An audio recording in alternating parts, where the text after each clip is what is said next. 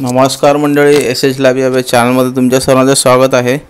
आणि जसं तुम्ही पाहताय आपण आहोत शिळफाटा कल्याण जंक्शन आणि थंबनेल आणि टायटलवरून तुम्हाला समजलं असेल की आज आपण कुठे चाललोय।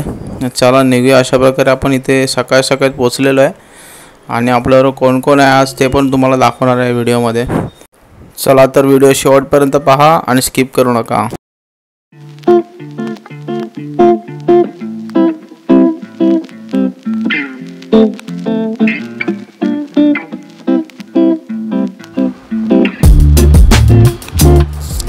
बघा सकाळचा नजारा बघा काय आहे। बाय रोड यायचा हाच एक फायदा असतो आणि जर तुम्हाला ट्रेनने वगैरे यायचं असेल तर अंबरनाथ स्टेशनपासून एकदम जवळ आहे, 1.5 ते 2 किलोमीटर आहे। शेअरिंग रिक्षा वगैरे पण अवेलेबल आहेत तिथे। चला तर हा निसर्ग एन्जॉय करा आणि आपला व्हिडिओ शेवटपर्यंत बघत राहा।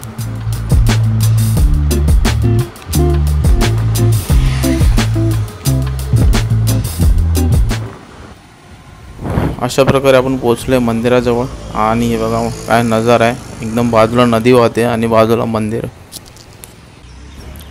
हे पहा आता आपण अशा प्रकारे पुढे आलेलो आहे आणि इथे थोडीशी जागा आहे 2 व्हीलर बाइक्स वगैरे पार्क करायला।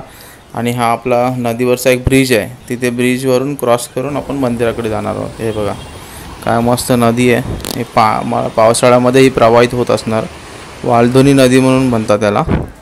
सो हे बघा आता अशा प्रकारे आपण पोहोचलोय मंदिरात।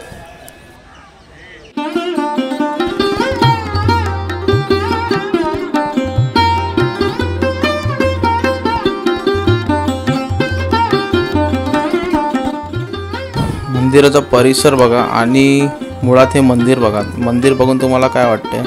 हे मंदिर एका दगडात कोरलेले आहे आणि हे असं बघूनच त्याचं जे आर्किटेक्चर एकदम भारी आहे। आणि ते आपल्या असं म्हणतात की सुरुवातीला पांडवांनी एका दगडात एका रात्रीत कोरलं होतं ते।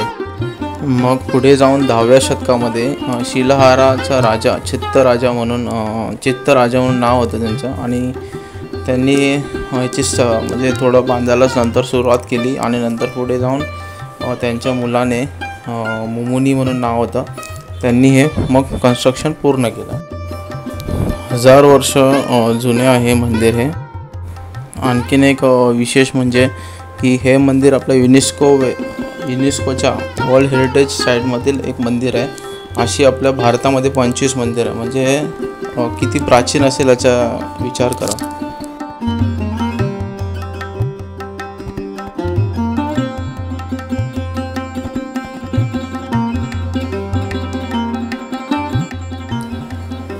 बघा काय कोरीवकाम आहे, काय आर्किटेक्चर आहे ते आणि काय कला आहे त्यावेळचे। एकदम असे आता कुठेच मंदिर पाहायला भेटत नाहीत। आता जेवढे आहेत त्याच्यात आपण चांगलं जतन केलं पाहिजे असं मला वाटतं। आणि त्याचबरोबर सांगायचा भाग एक म्हणजे की आतमध्ये तुम्हाला गाभाऱ्यात काही शूट करायला अलाव नाही आहे। बाहेर काय तुम्ही फोटो वगैरे काय व्हिडिओ काढाल तेवढाच। आणि आतून पण हे खूप बघण्यासारखं आहे आणि कारण ग्राउंड लेवलपासून खूप खाली आहे शिवपिंडी, तर तुम्हाला स्टेप करून खाली उतरावं लागतं।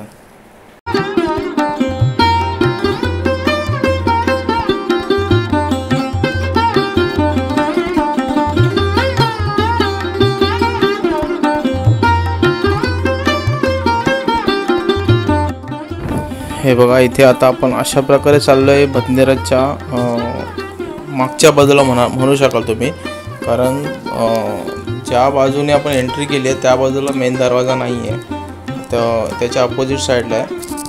व्हिडिओ पूर्ण बघा, संपूर्ण बघा, तुम्हाला नक्कीच समजेल याच्यामध्ये।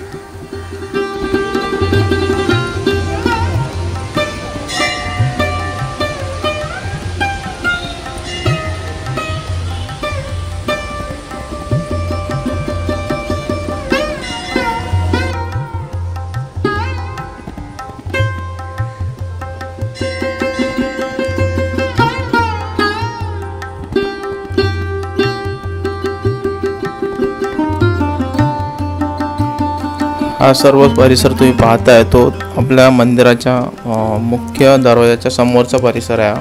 आणि हे बघा तुम्ही बघत असाल हे प्रवेशद्वार आहे, तिथे आपले नंदी महाराज बसलेले आहेत। सो आणि इथे बघा हे इथे स्वच्छतेचं काम चालू होतं, त्याच्यामुळे सर्व भाविकांना असं गोल फिरून इथे यावं लागत होतं। चला तर आता तुम्ही इथे दर्शन घ्या प्रवेशद्वाराचे, तर मी आतमध्ये जाऊन दर्शन करून येतो, कारण आतमध्ये शूट करायला अलाव नाही आहे. सो तुम्ही प्रत्यक्ष जा, नक्की भेट द्या मंदिराला एकदा.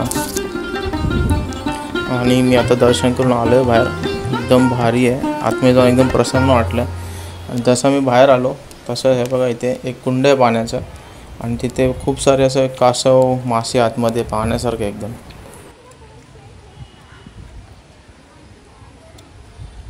तर बघा हे कासव आणि मासे पण दिसतात थोडे थोडे त्याच्यामध्ये. पण हे बघता बघता आता तुम्हाला असं वाटत असेल की यांच्यावर आलेली मंडळी कुठे गेली, तर ती मंडळी बघा आता तुम्हाला ह्याच्यामध्ये दिसेल पुढे. व्हिडिओ पाहत राहता शेवटपर्यंत. आणि हे बघा हे आता आलेलं तिकडे सर्व एकत्र.